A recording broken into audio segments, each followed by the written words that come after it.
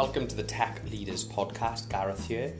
Everyone seems to be talking about challenger banks at the moment. There's clearly a lot of disruption going on in the retail banking sector, and these guys, these challenger banks, really seem to be spearheading that. So I was really excited about this one.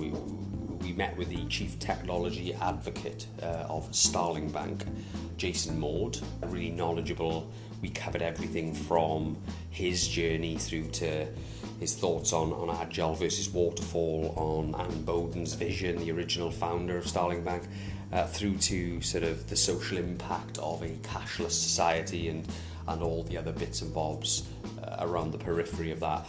It was a really fascinating conversation, thoroughly enjoyed it. I hope you enjoy. Jason Maude. Thank you very much for doing this, Jason. It's very much appreciated. Yeah, no problem. Thank you for inviting me on. It is a privilege to come in and to meet yourself. And we just wanted to go through a few things about your background and the journey you've been on and where we are now and all the exciting stuff that's coming up ahead. Absolutely, yes. So maybe let's start at the beginning then. So tell us a little bit about Jason and your sort of journey from when you left education up until the point of joining Starling Bank. Sure. So my journey has been in some ways fairly linear. I started straight out of university working in the city in financial software and have essentially continued doing that throughout my career. However, there have been a number of different aspects to that along the way. So I've engaged in training and teaching of people to be software engineers, teaching graduates how software works in commercial terms and so on, and bringing them from the sort of university environment of software into the commercial world of software. I've also started more and more now, and this is now more my job, speaking about technology and talking about technology. And presenting the technology behind the organisation to a wider audience. And so when I joined Starling, I first joined as a senior engineer and was writing code and leading teams writing code. And then I moved into this space of more talking about the technology. And that is from both a technical perspective, so the point of view of talking about it to a software engineer about our architecture and the code we use and that sort of thing, but also talking about it to people in the industry, to regulators, to the general public who are, who do not have that technical background, but trying to explain to them what the technical background of the bank is, how it works and how it affects the running of the bank. Because Starling Bank is such a digital organisation and such a technology-focused organisation that you really can't understand the bank without understanding the technology behind it. Yeah, absolutely. So just rewinding back then to the kind of organisation you were in prior to Starling Bank, you come from the consultancy world, don't you? Yes, yeah. So tell us a little bit about that experience. So that was a very different experience. So prior to this, I worked at a consultancy firm who wrote software for banks and financial services companies and equipment financiers. So the finance arm of a car firm, for example, car manufacturing firms, and that was very much a case of what you would describe as a traditional method of software engineering. So you would sit down, you would agree with the client a specification of how the software was to work, and then that would be given to a group of engineers who would then write out design something to fulfill those requirements, and then write out the code, and then deliver the code, and then the code would sit there for 3 months or so, and then it would be taken and tested by a few people at the firm and so on, who would come back with questions, and then it would be another 3 to 6 months of testing and that sort of thing, and then it might sit there for another 3 to 6 months and so on, and eventually it might make it into production. And there was this sort of very the sense of urgency almost became artificial in some ways, because you had this sense of urgency to meet this deadline, and you were sitting there going, well, I don't understand why this urgency's here. The code isn't going to go out for another year or so. I don't see why we're rushing for this particular date. So it was a very different atmosphere. It was a very much very much an atmosphere of being disconnected from what you were doing as an engineer. You were disconnected from the actual running code, the customers who were actually... So are you saying the tech was a periphery thing? It wasn't the main thing? I think it was... I wouldn't call it a periphery thing. I would say it was definitely one of, two main strands to the consultancy. One was consultancy and advising people how to solve their technology problems. This was specifically around asset finance.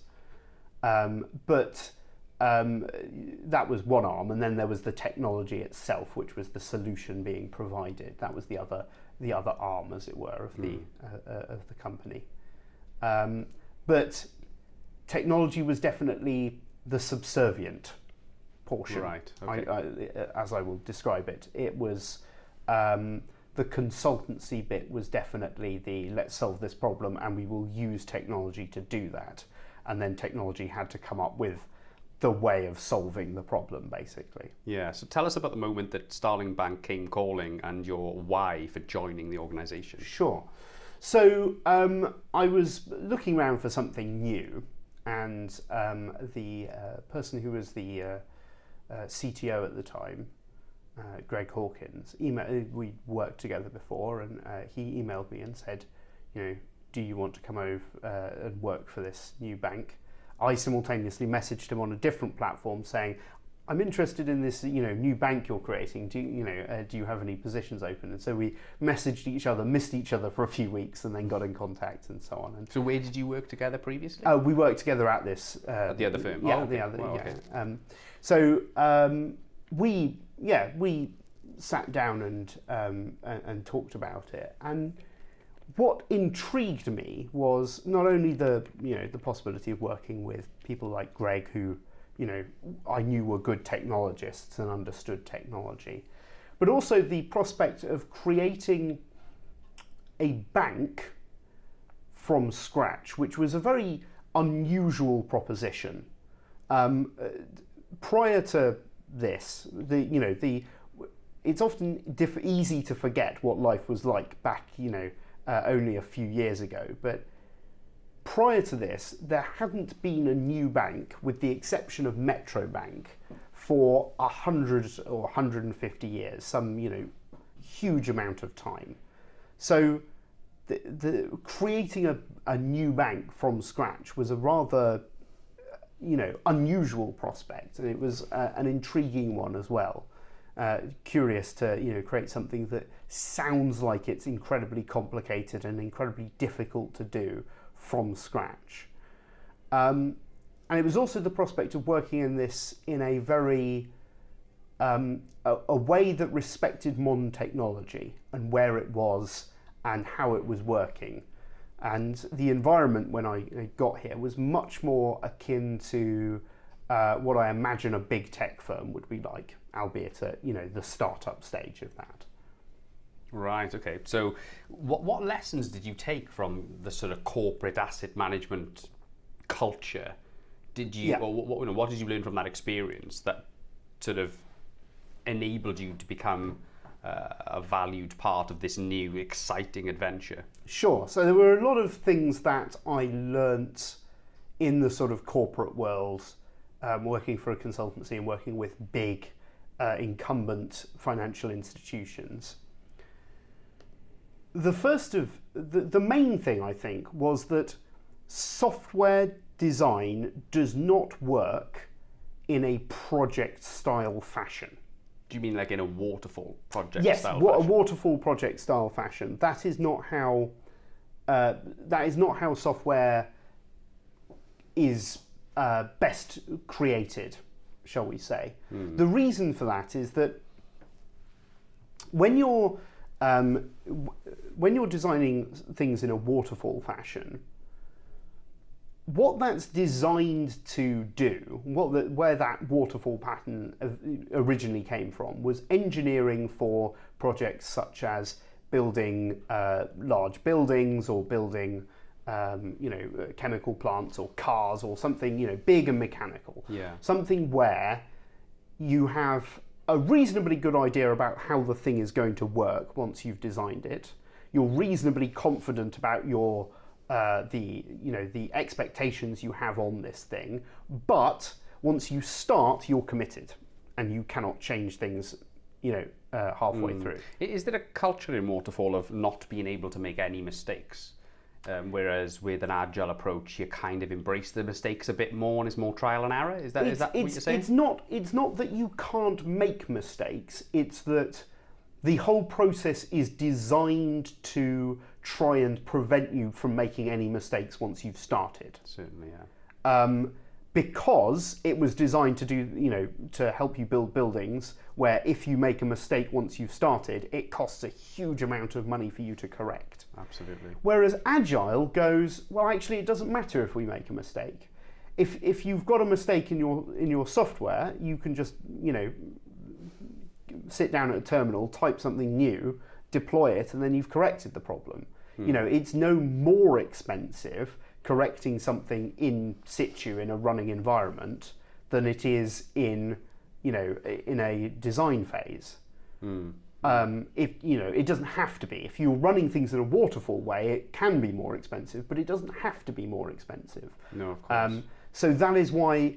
So Agile is better. An Agile methodology, Sorry, I shouldn't say Agile methodology because it's an Agile way of working. An Agile way of working, yes. An Agile philosophy of working is a much better philosophy for trying to design and develop software. Certainly.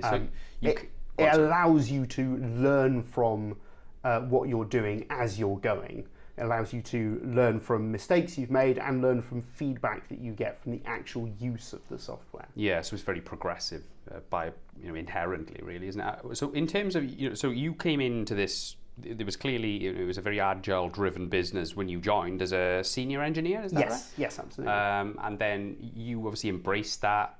And then a couple of years later, you're CTO. Talk us through that. Well, CTA. CTA, excuse me. Yeah. Chief Technology Advocate. Advocate, yes. So talk us through that sort of that journey. That transition, yes, absolutely. So where this came from was a quite funny incident in retrospect, which was that so QCon, the big technology conference, we were having a couple of our engineers speak there about our mobile APIs. And the day before the conference, another speaker on a different track in the conference pulled out at the last minute. They, the organisers were desperately emailing around all of the organisations who were at QCon saying, "Can you provide another speaker?"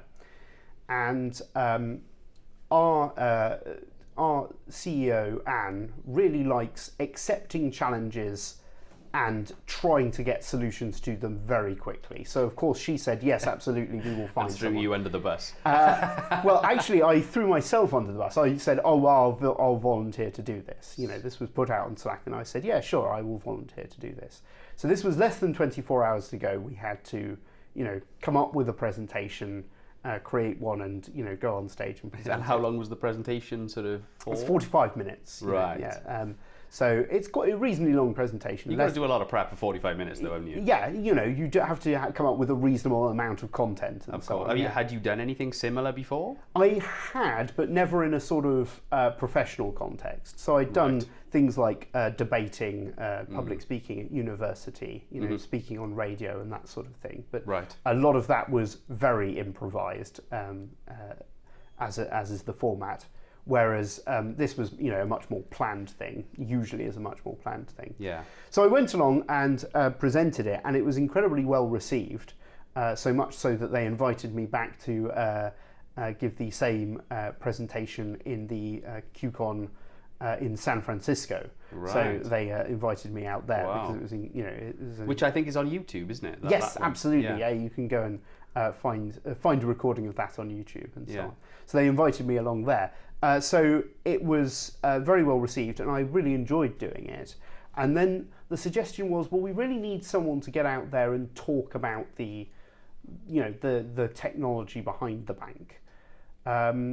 Anne did an incredible amount of talking about the bank itself and the vision behind the bank and why it was there and what it was aiming to do. But we really needed someone to talk about the actual, technical aspects of the bank. Because Anne's background is banking. She was an executive in sort of traditional banks. Yes, absolutely. I mean, her background way back is in engineering. So she started out her career in engineering and banking. Yeah. But for that was back in the 80s. So her banking for much of her banking career is in the sort of the executive, the board level, and, right. And running the banks from that perspective. So before we dive into the tech piece in anger, okay, I just wanted to talk about a little bit about Anne, because obviously that's the founder of the business and the values she sort of wanted to set up the business and sort of abide by, if you like. So there was obviously a financial crisis, 2008, 2009. I think I read that she quoted that the banking system in the UK or worldwide was fundamentally broken, and that was a driver to set up a business like Starling. Yeah. Can you talk us through what your take is on that, and what the endeavour is of the business, and what your values are, and what you want to achieve? Sure, absolutely. So I think that the banking was traditionally a fairly respected profession. But then it was a profession in which you were, all of the actors were fairly conservative. They held the trust of their customers in very high regard. They needed the trust of their customers in order to be able to run a bank and so on. And then what happened in the sort of 80s and 90s and so on is that banking became much more focused on making profits and expanding and much more corporate in that sense. And then in the financial crisis, what happened is that got lost. The corporate nature of things meant that the trust of the customers as the highest thing to which the bank could aspire got lost. It disappeared. This was, I suppose, most represented by the fact that we had, for the first time in many years, a run on the bank with Northern Rock, where everyone tried to withdraw their money simultaneously. And a run on the bank was something that previously people had only really known because it was in the film Mary Poppins, and they only really knew about it from there. Yeah. It wasn't a real thing. It was a Well, I don't think it really happened since probably the crisis in 1929 around then. I don't think it really happened since then. So it was this sort of fictional thing in people's heads that had happened many, many years ago, but it actually started happening. Yeah. And so the customers' trust in banks just disappeared. And banking became very, viewed as just a profession in which people were in it for themselves, and banks were just out to make a quick buck off the customers and so on. So Anne's vision, and I guess the vision of the bank as a whole, is to make banking better, is to bring banking back to the customer and say, no, you can trust us with your money. And increasingly, not only with your money, but with your data. You can trust us. We will hold this in trust for you. We will provide you with a great service. And it's that sort of, how can we help the customer? How can we make the customer have a better financial life? Provide them with the tools to, allow themselves to provide themselves with a better financial life. How can we do that? That's what we are aiming to do. Yeah. So you're constantly looking for ways to better engage with your customers. Talk us through what you've learned on this journey in terms of providing a better service, because I'm assuming you're incrementally improving your service or looking to improve your service all the time. Absolutely. What have you done in the last, let's say 2 years, which has, got you closer to your customers? It's a difficult question because I'm now having to project my mind back 2 years ago because everything moves so fast here that it's just things that spring to mind in terms of improvements. Absolutely. So one big thing that we have done is the big thing in the past, I guess, year or so is moving into the business banking world. So we went into the consumer banking world and we asked ourselves, what are the problems here that people are experiencing? What are the things that are going wrong? And we started offering people a lot of features and ways of interacting with their money and with their bank account that they hadn't had before. And we set out with the idea of making the best consumer bank account that we could. But then we noticed that actually the problems in business banking, SME banking, are even worse than they are or were in consumer banking before we came along. Because SME banking has many more requirements and so on. You get this situation where people start up their own business. They want to, form their own business. They want to follow their passion and, share their passion with the world.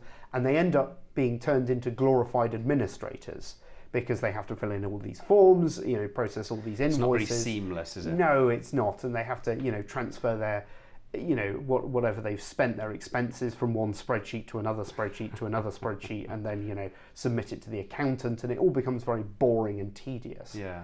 And we essentially wanted to come in and say, right, let's remove all that tedium. Let's provide you with automated tools that you can use that will remove that necessity for doing all of that paperwork. Yeah, absolutely. And so I suppose the big thing that we've done in the past year or two is provide that same disruption to the business banking world that we did to the consumer banking world, by asking ourselves, what are the problems that business customers are facing and how can we remove those? Which is always admin. But yeah, absolutely. And it's how can we automate that admin? One thing that I think was probably, correct me if I'm wrong, was this, because you guys have got your own marketplace for your customers whereby they can engage with other financial products. Yeah. And that it takes away a lot of the kind of admin and all the parts that you talked about, the paperwork that you talked about.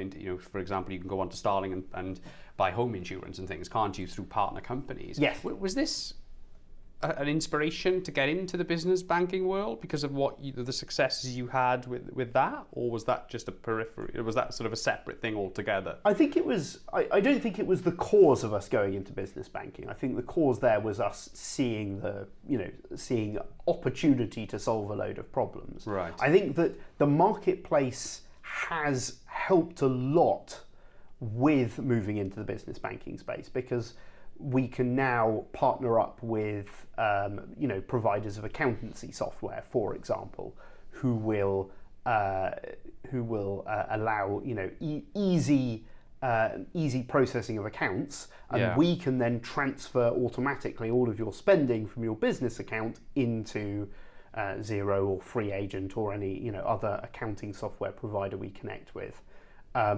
So that you don't have to, manually enter everything yourself. Yeah. So we've removed all of that data transference and entry piece and done it automatically. So I think that the presence of the marketplace has been a massive help for us in, creating our business banking proposition. Yeah, absolutely. Well, it sounds really exciting. So what technology innovations do you have in store for this year then? So one big one is that we are trying to further split up our back-end services. This one is a technology innovation which the customers might not see any direct benefit from. In fact, if we do it correctly, the customers won't see anything. But this sort of further splitting up, further fractaling of our services is very significant because it avoids us falling into the legacy code trap. And this is where many incumbent organisations go wrong is they start off with a greenfield site and they create some software and it's all great and so on, and then they just let it lie and they don't maintain it, and eventually it just falls into this trap where they don't know how to maintain it anymore and it gets stuck, and they can no longer provide innovations for their customers. They can no longer provide updates to the software or fix bugs because they're stuck with this code that they don't know how to maintain. I heard you talk about this before. I think you referred to it as a zombie box or something. Yes. But it's basically, I think we talked about you talked about the example of COBOL being, because it's pretty much a defunct programming language now, isn't it? And there's not many people around who can maintain and change this stuff. Yes, indeed. And the zombie box problem is where you create, a long time ago, someone created some code and wrote it in a language that is now defunct, such as COBOL. Which is worth mentioning is still the case in banking institutions in the public sector. This is very much still going on. This is very much increasingly becoming a problem, especially for institutions like banks and the government, which have been around for a long time, anticipate being around for a long time, and who don't regularly replace their software or update their software or keep it updated and maintained. So you've got this box that's sitting there with some performing a very important function. It's either making a lot of money or doing something that is vital to the business or the government organisation. But no one knows how to maintain it anymore. No one knows precisely what it does. No one knows precisely how it works. So everyone is terrified of changing it, because if they change it, something will go wrong. It almost inevitably something will go wrong. So they get into this situation where they don't replace the software. They can't replace the software, and this box just sits there as a zombie. They can't turn it off, but it isn't really alive. It's not it's not a living thing. It's not a living piece of code. And this gets increasingly more and more expensive to maintain. Now, what often happens in that situation is that eventually someone will bite the bullet and just say, right, we have to sort this. Let's just replace it wholesale, rewrite it from scratch. So they do a massive IT project, massive software replacement at fantastically huge costs, replace it, and then it doesn't quite work and things go wrong and there's a big hoo-ha, and then it just gets left, and then in 10 years' time they're in exactly the same place again. They don't know where everything is. One example that I heard about was a very well-known airline, and apparently most of their technical operations are underpinned by a system which I think it's an acronym, and then the year it was actually implemented is something like XLR 72 or something, and it was actually implemented in 1972, and it's still performing all the critical things for this airline, which is scary, isn't it?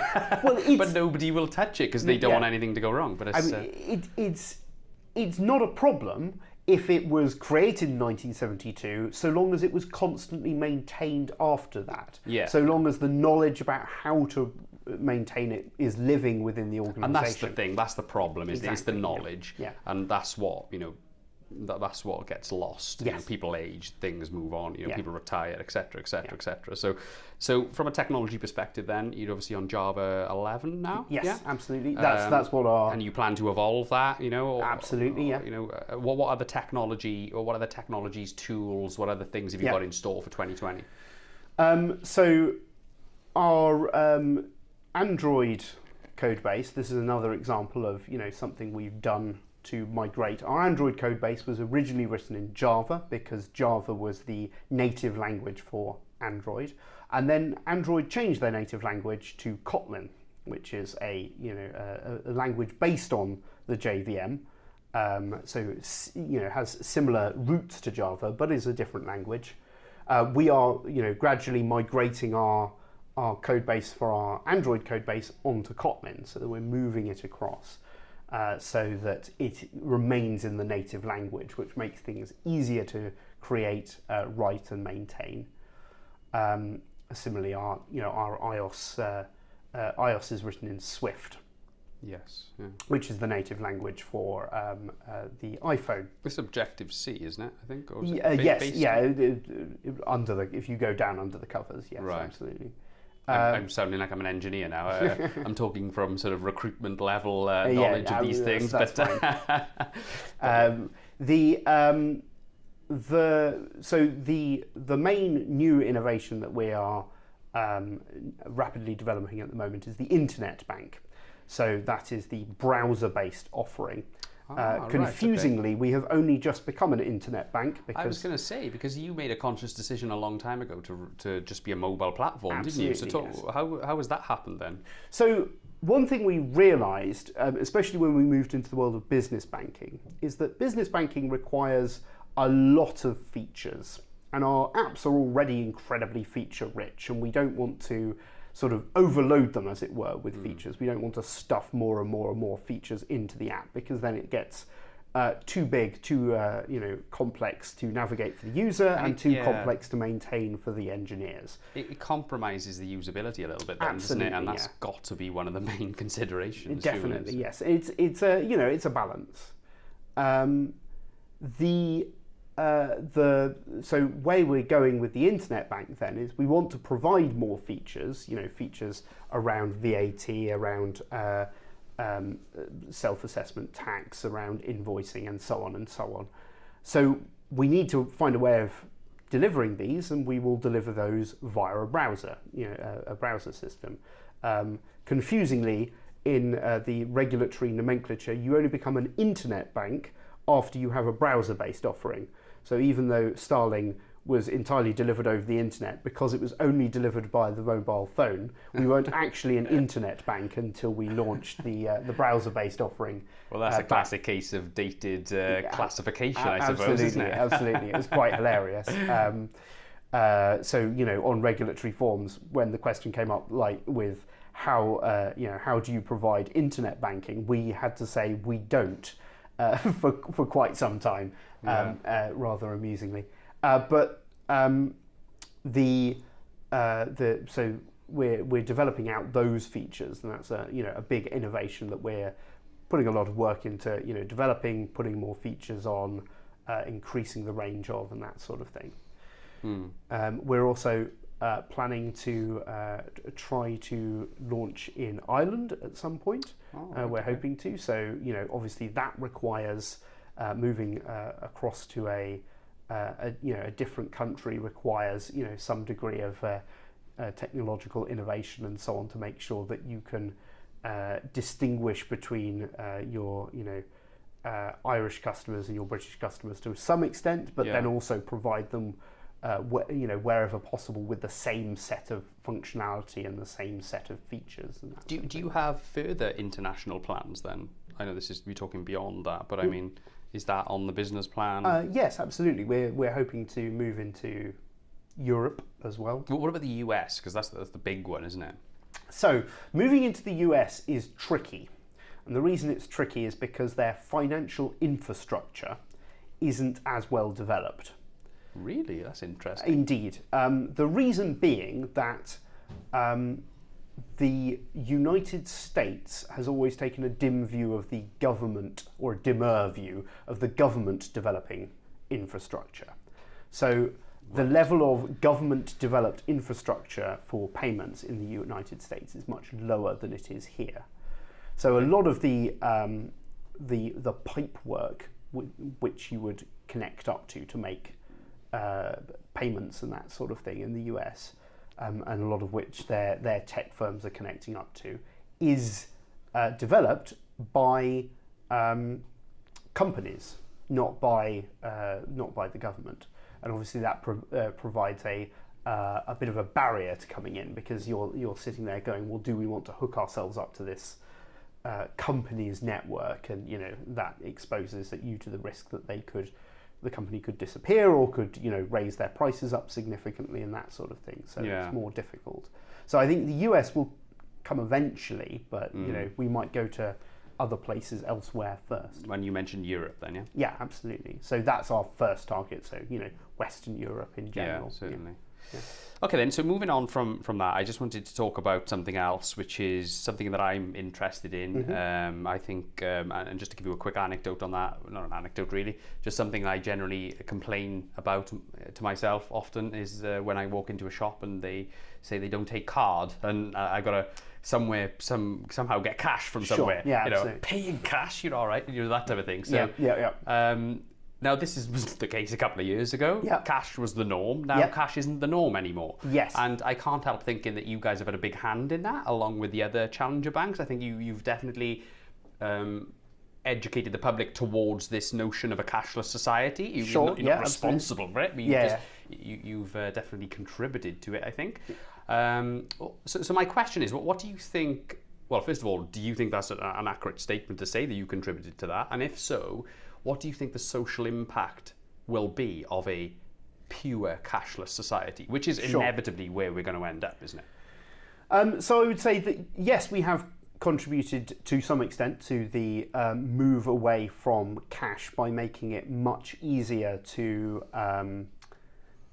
spend and see your spending represented on your mobile phone.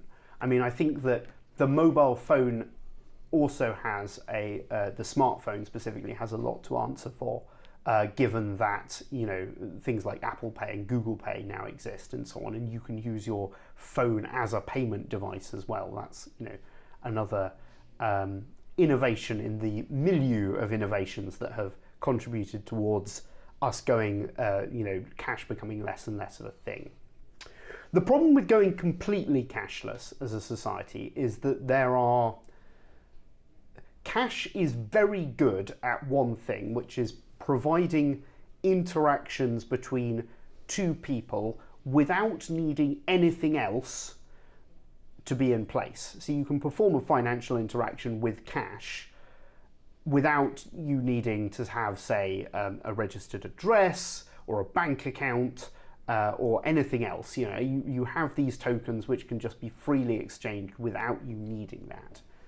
And I think that there are a number of problems which, as yet, technology has not come up with a solution for, that cash is a solution for. So things Has like... cryptocurrency potentially solved that? No. Cryptocurrency introduces other problems, which I'll come on to in a minute. But I think that these are problems such as, what if you're in a domestic abuse situation, for example, and your partner is controlling access to your bank account. So there, getting out of that by using a bank account is not possible. So how do you do that? If you're homeless and you can't get a bank account because you don't have a registered address, but you still need some form of, ability to purchase goods and that sort of thing. How do you do that without cash? So there are a number of problems such as those and a few more, which at the moment cash provides a very good solution to that other things don't. Yeah, okay. So how do you see financial services evolving over the next 5 years? So I see them basically moving more and more towards having a customer focus. So I see it basically moving away from this corporate mindset of, how do we make the most profit? How do we make this bank profitable? And moving towards, how do we serve the customer? And how do we serve the customer whilst making a profit at the same time? Because, you have to be sustainable as a financial service. You can't just, grow and grow and serve more and more customers without being able to make money. But serving the customer should be the sort of primary goal rather than making money as the primary goal. And that's going to involve, I think, a lot of disaggregation of service, a lot of services becoming independent from large banks. The idea of a bank as a one-stop shop for all your financial needs is going to become less and less of a thing, especially as banks close more and more branches. So you're going to get into a situation where, rather than going to a bank for a mortgage, for example, you go to a specialised mortgage broker whose focus is not just on providing you with a mortgage, but whose focus is how can we help you buy a house? That's what you want to do, and we are here to help you buy a house throughout all of the stages that entails. Yeah, I think I'm already seeing that happening. Halifax are doing that, aren't they? Yeah. They're trying to create this like really nice environment for people to go in and kind of like socialize in, and just sit. It'll be like a coffee shop type environment. Absolutely, and so they can just talk and get advice on getting onto the property ladder in London, which is notoriously difficult. Yeah, obviously. absolutely. So, yeah, and it's also that thing of at the moment when you're buying a house, to run with this example. You have to, firstly you go to the estate agent and, they help you find you the property and so on. But then you have to go to the bank to get the mortgage to actually buy the property. And then you have to go to, conveyancers and all sorts of other legal solicitor style paperwork. You have to get someone to do that to actually, sign off the sale and that sort of thing. And you, the buyer, or you, the seller, is having to go round and negotiate between all of these different groups. And the question is why? Why do you have to do what is, can amount to a part-time job of running around different groups of people and getting them to talk to each other? Yeah. Why can't there just be a group of people you are talking to who are doing all of these jobs for you? And that's the sort of thing to think about, the problem to solve, which could cause the same disruption in the mortgage and the home buying and selling market as was caused in consumer banking by Starling. It's looking at these problems and finding technological solutions for them. Definitely. Okay. So I kind of sensed you got an opinion on decentralized cryptocurrencies. Yes. What's your thoughts? So my thoughts about cryptocurrencies is that I think that blockchain technology in general is very useful for a number of specific applications. But I think that cryptocurrencies as a whole won't really go anywhere. They won't really take off any more than they have. They'll be used by enthusiasts, but I think that the general public will not get in on the act. The reason being that the entire purpose behind a cryptocurrency is to be decentralized. It is to be something where there is no one body sitting there with centralized control saying, we are the leaders, we are the deciders, and so on. But because of that, because there's no centralized control, when something goes wrong, and inevitably something will go wrong. If someone tells me that they've invented a technology where nothing can possibly go wrong, I will point at the Titanic and get off the ship. It's bound to go wrong, especially if someone says there's nothing that can possibly go wrong. When something goes wrong, there is no centralized body to turn to for correction. There is no one that can help you. If a cryptocurrency encoded contract goes sour, or someone loses a load of money because of a technology fault or something like that, that's it. You're screwed. You've lost your money. There's no recovery. And I don't think that the general public will accept that. They won't accept something without a centralized solution to solve problems that come along. I think maybe a crypto evangelist may come back there and say that there is a centralized body and that is the collective, that is the crowd. You know what I mean? So it's and that's the whole thing. But I do appreciate that's not really going to solve all the problems. Sure. Then the problem is that in order to get your money back after a technology fault, you have to convince the crowd to give you the money back. But then that means you're having to go You don't have to just make a petition to one single body. You then have to go around and convince 51% of the people to reverse the decision and that sort of thing. Yeah. And give you your money back. So that is I don't think from the perspective of an average everyday consumer, it creates a huge number of problems, and it doesn't really solve any. I understand the sort of this is the libertarian's dream of the the trustless network. We Yeah. don't need a centralized body to provide trust because the technology provides trust itself. It doesn't really. I think you can't.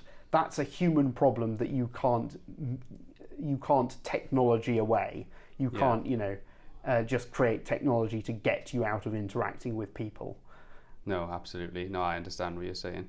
So I'm just mindful of time, so I wanted to jump towards the sort of final part of the interview, which is what I generally would like you to think, sort of, or put you in the shoes of your 21-year-old self. Yep. There's two parts of the question. What advice would you give a 21-year-old Jason, Yep.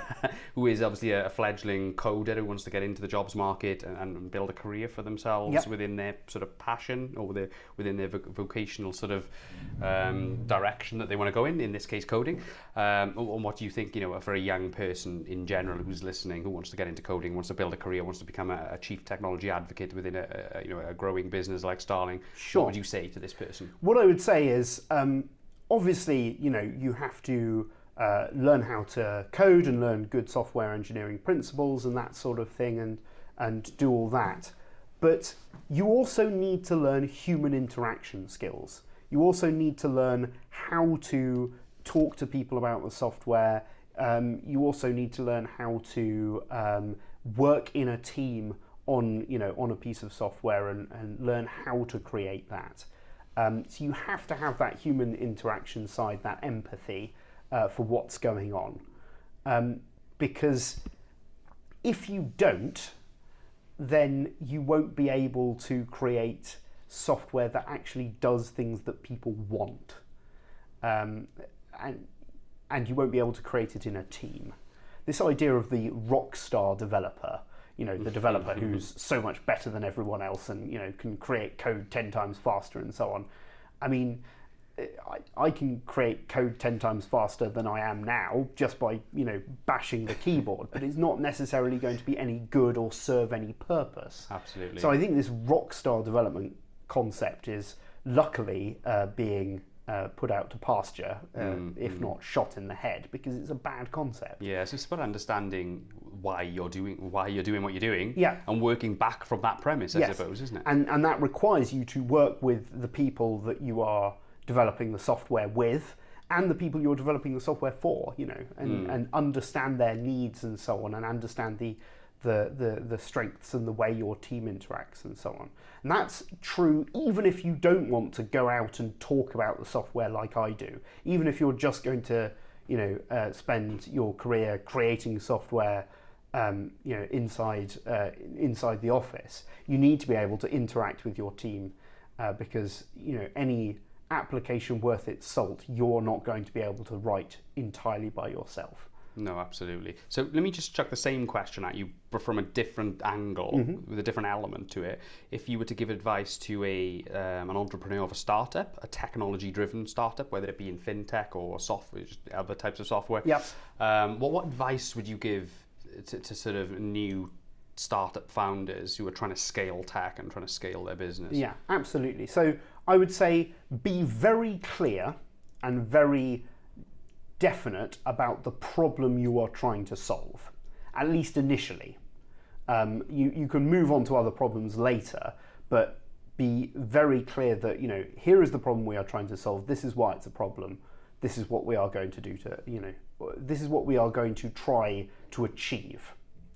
What our vision is for the solution of this problem. Be very committed to that and very flexible on solutions. So exactly how you achieve that vision, how you get from the problem situation to the vision situation. Be very flexible about that. Don't be afraid to try something, go, this isn't working, let's try something else. So be fixed on your problem, but flexible about your solution. I would also say, develop software in the way it was meant to be developed, in this sort of agile manner. Don't try and develop software in this very waterfall methodology, because that doesn't work for developing software. And if you try and do it in a small startup organization, you will drown yourself in process and you will never get anywhere. What about in terms of building the right culture and attracting the talent that you want to attract? Sure. So be very clear. So one thing is that you need to align your culture with your vision. So, culture isn't just things like we play table tennis or we have, Mario Kart or whatever. That's a nice aside, but it's not really culture. The culture has to align with the vision you're trying to achieve. And the two things have to be in lockstep with each other to a certain extent.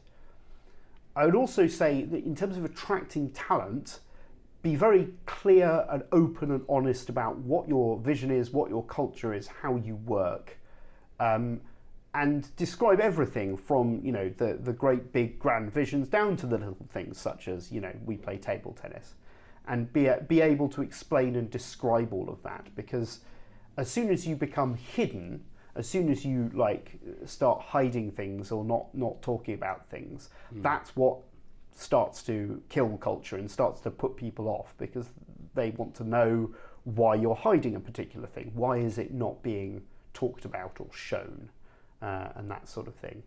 Right. You can read about Theranos, for example, as a fascinating tale of a.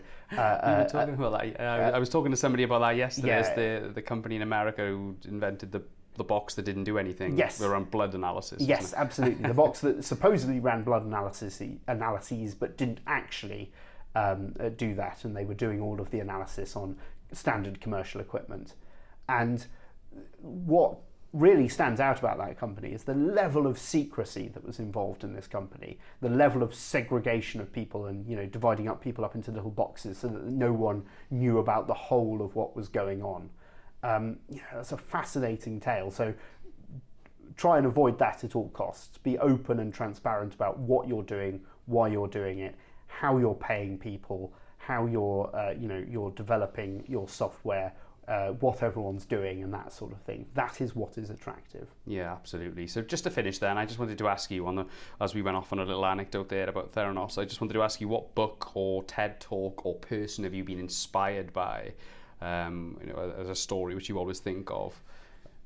Sure. So there are a good deal of them. So the I mentioned Bad Blood, which is the book written about Theranos. That's inspiring in the sort of don't do this kind of way, but it's also inspiring in terms of the level of investigative detail that people had to go in to analyse the problem.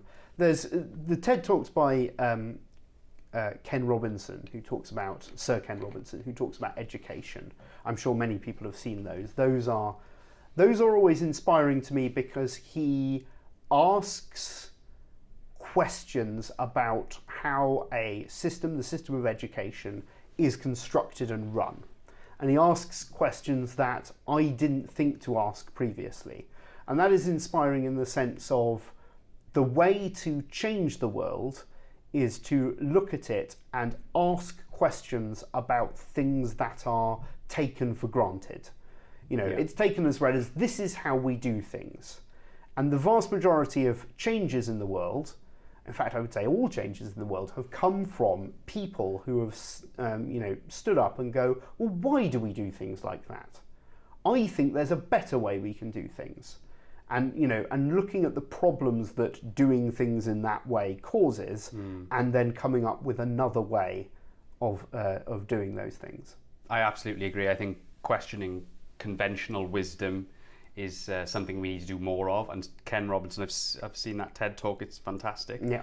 I just wish somebody would follow through and question the education system so we could get it a little bit more modernised, because it is set up on very old sort of premises really about people working in factories and things. So absolutely. So no, that's a really great point. So, but look, I think we need to wrap up. So we really do appreciate you taking the time. It's been a fascinating conversation. We really do wish you all the best for 2020 and beyond. And I'm sure we'll cross paths again in the future. Yeah, absolutely. Thank you very much for having me. Thanks, Jason.